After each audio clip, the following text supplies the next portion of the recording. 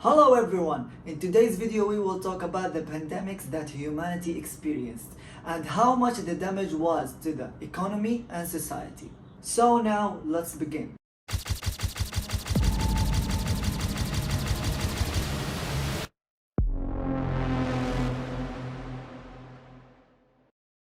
So, Black Plague was one of the most devastating pandemics that struck in the late 1340s. It is originally found in Central Asia and it has spread to Europe through trade routes. This disease is caused by a bacillus bacteria named Yersinia pestis and it is carried by fleas on rats. So, the Black Plague killed an estimated 25 to 30 million people and has impacted severely in terms of economic effects, including drastic reduction in labor force, the disruption of trade routes and agricultural production, and also shifts in wealth distribution due to labor shortages. Now, because the mortality rates of Black Plagues are high, it has leading to widespread fear and despair, disrupting social structures and communities. The psychological toll of witnessing extensive death and suffering further exacerbated the anguish of the affected populations, leaving a lasting scar on the collective well-being of society. During Black Plague, a limited understanding of disease transmission and ineffective containment measures prompted societies to resort to social and religious responses like scapegoating and seeking divine intervention. These coping mechanisms, forged in the crucible of uncertainty, cast long-term effects on governance and societal structures. Black Plague prompted profound philosophical reflection on the nature, suffering, and mortality. It forces everyone to question themselves about the role of fate or divine providence in human affairs. Additionally, ethical considerations regarding the treatment of marginalized groups during times of crisis had arisen. The plague serves as a catalyst for evaluating social values and ethical responsibilities, highlighting the importance of collective empathy and resilience in navigating periods of profound hardship.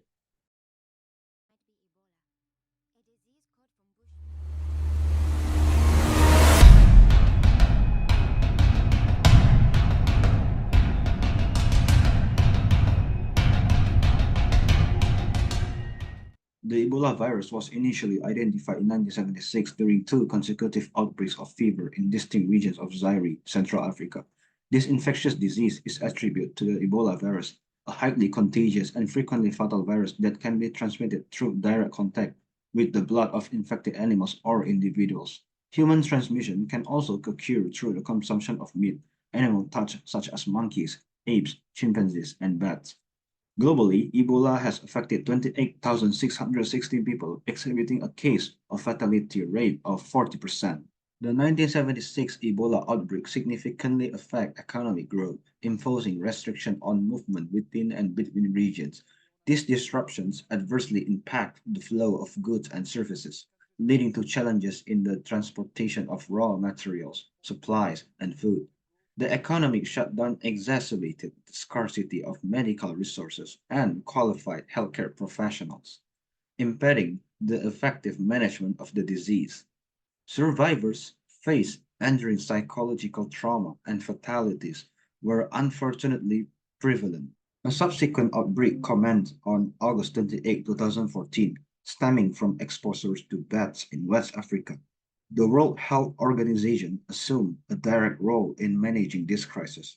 To mitigate the spread of the virus, the World Health Organization reported the establishment of Ebola treatment centers and the enhancement of capacities for laboratory testing, contact tracing, social mobilization, quarantine measures, and non-Ebola healthcare.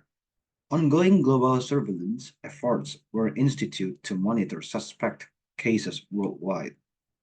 Ebola involved philosophical consideration of the responsibilities of wealthier nations toward global health crisis.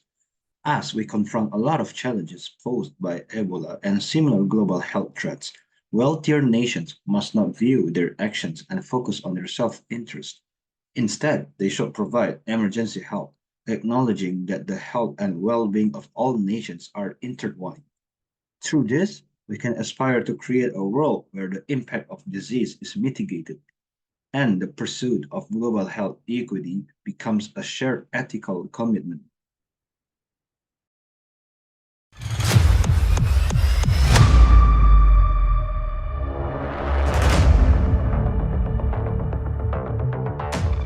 SARS is a respiratory disease caused by a coronavirus known as the SARS-CoV. Coronaviruses are known to infect the respiratory and digestive system of mammal and bird. How it all started?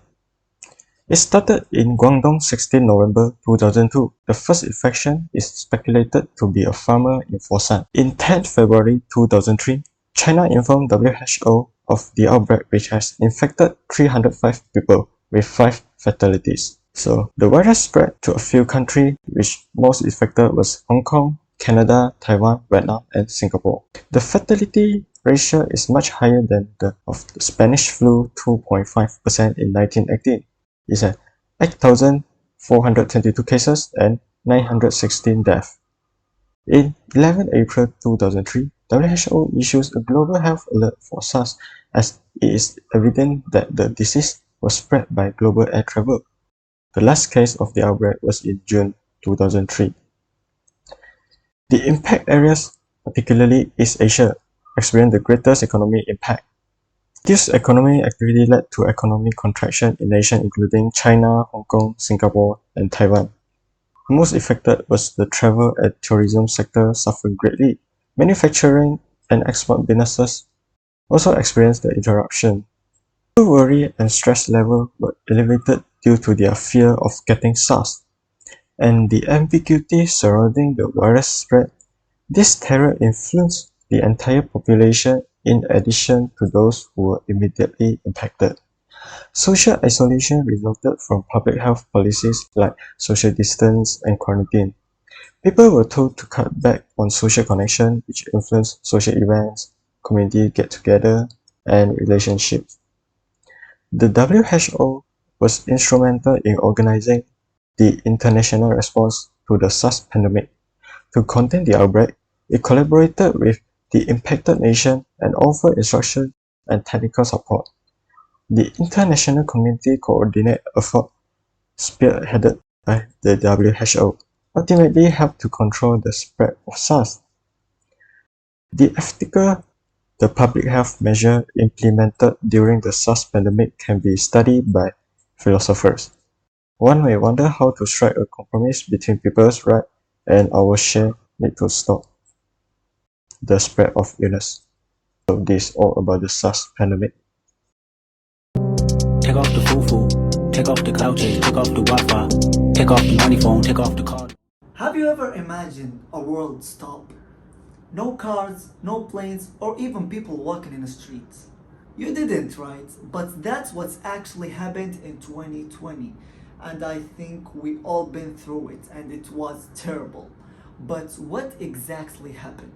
It's all start in December 2019 in China, specifying in Wuhan. According to official Chinese resources, these cases mostly linked to the Wuhan seafood market, which also sells live animals. And one theory was that virus come from these animals. And on 31 December, the Wuhan Municipal Health Commission issued the first public announcement of an outbreak unknown virus and confirmed the presence of 27 cases. The number of cases doubled within 7 days. And in early January 2020, the virus began to spread in Italy, Iran, Korea, and USA. So, okay, what does COVID-19 means? It's too simple.